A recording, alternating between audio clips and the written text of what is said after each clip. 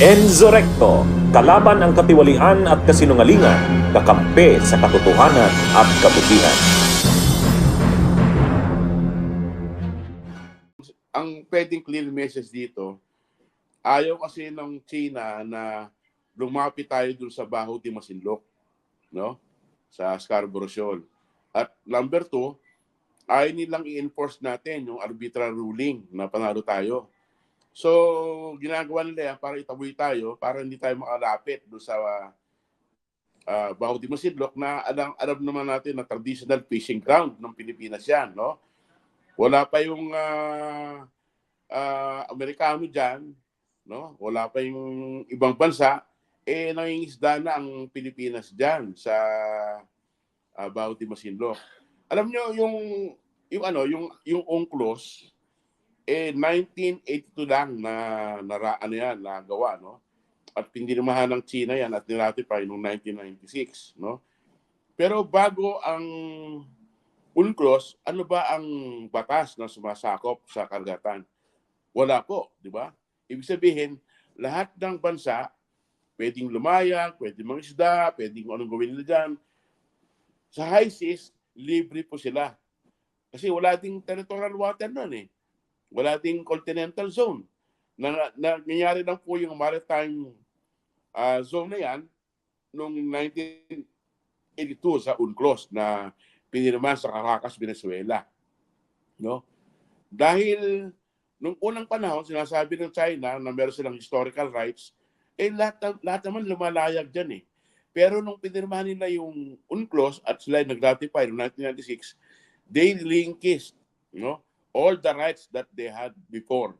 Kasi pumapailalim na sila sa batas ng UNCLOS. Ngayon, bakit hindi nila sinusunod ang UNCLOS? Yan ang malaking tanong. Ayaw nila. Bakit nga ba? Oh. May isang bagong element din dito, Mogs, di ba?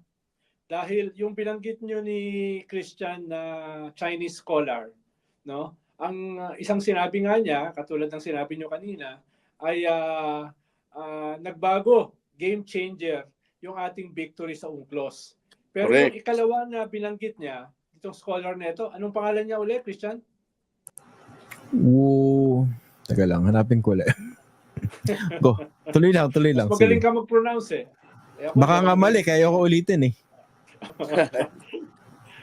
yung isang binanggit niya ay mukhang yung kanilang mga espiya rito nag-report na sa kanila na may plano yung Philippine government na mag-file ng ikalawang kaso sa UNCLOS based on environmental grounds. Oo, yung hinahanda ng DOJ, oo. Oo, binanggit na yan eh. No? Hindi pa yan lumalabas sa publiko eh. So malamang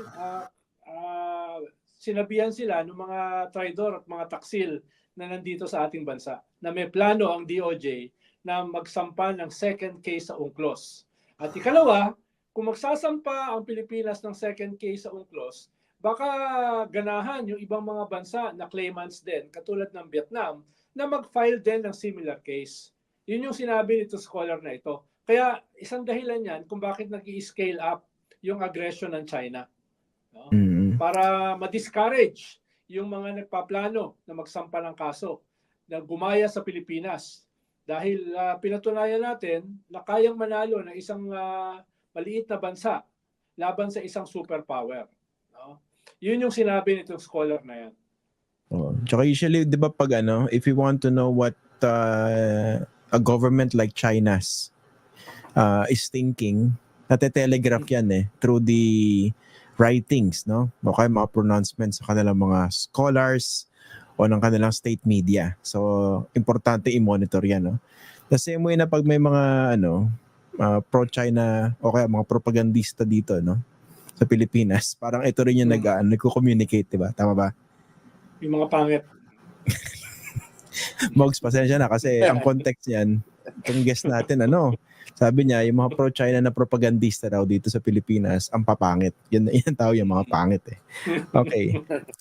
Teka, kayong dalawa, para kayong bihasara sa sa mga, sa all things military, no? Si Mr. Ronald Llamas, mahilig sa baril yan, no? Google nyo na lang.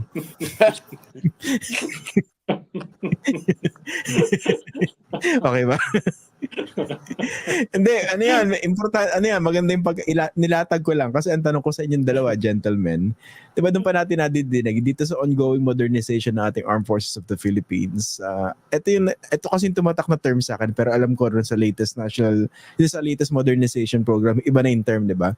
Pero umabot na ba tayo rin sa tinatawag na credible defense posture? To the point na kahit pa paano, kunwari China, kung aatake, medyo mag-iisip kahit pa paano kasi kayang makapanakit, kaya magpadugo ng ilong. Umabot na ba yung ating capability sa ganun level? Layo pa. Malayo. Malayo pa. Nagsisimula pa lang tayo. Miski may, Alam mo dumating na ba yung BrahMos? Wala pa ba? Yung BrahMos? Andun na yung dalawang BrahMos dalawang battery, no? Yung isa ilalagay sa Lubang at isa ilalagay sa Foga Island data, no? Pero 5 minuto lang, ubos na 'yon. oo, malayo pa. Malayo. Ang frigate mo, dalawa lang. So, ang ba hindi China, pa enough to? the world's largest coast guard. Tsaka mas marami ng barko yung China kaysa sa US Navy. World's biggest navy na ang China, di ba actually? Oo. No. Secretary, Ayun nga lang, nasabi niya, malayo. in terms of quality, lamang pa yun ng Amerika dahil may 11 nuclear-powered aircraft carrier. Yung China, dadalawa lang, di pa nuclear-powered. Conventional pa yun. Yung minimum defense capability, no? Minimum nga eh. Ibig sabihin, walang ibabat-bat yun. Minimum lang eh. Ang tingin ko pa rin, ang pangunahin nating strategy is asymmetrical warfare, no? Political judo pa rin, no? Political judo. Tirahin natin kung saan sila masasaktan. The economy, no? World opinion. Dahil nakatali yung kanilang ekonomiya, whether they like it or not, sa mundo, no? Bagamat may mga malalaking kumpanya ngayon sa Amerika na nagda-diversify away from China, malaking bahagi pa rin ng supply chain ay integrated sa buong mundo. Kaya kung matatamaan yung China sa global na pagtingin, doon sila masasaktan. Kahit kasi mag-scale up tayo, kahit gamitin natin yung lahat ng budget natin, no? Wala ka nang itira sa corruption. Wala ka nang itira sa no? Wala ka nang itira sa Wag naman. Maraming magagalit diyan. No, wala ka nang itira sa People's Initiative. Wag ka na. Kahit wala nang matira diyan, lahat ilagay mo na lang sa sa pangbili ng minimum capacity, no? Sinasabi ni Christian, no? Hindi pa rin tayo makakahabol sa China in 100 years. So labanan mo sila kung saan sila masasaktan. Asymmetrical warfare pa rin. Bunyog, halikan na kasama ka. Bunyog, kapag buklod ay may pag-asa. Luzon, Visayas, Mindanao, isa ang pananaw. Sa bagong Pilipinas ang bunyog isisigaw. Bunyog.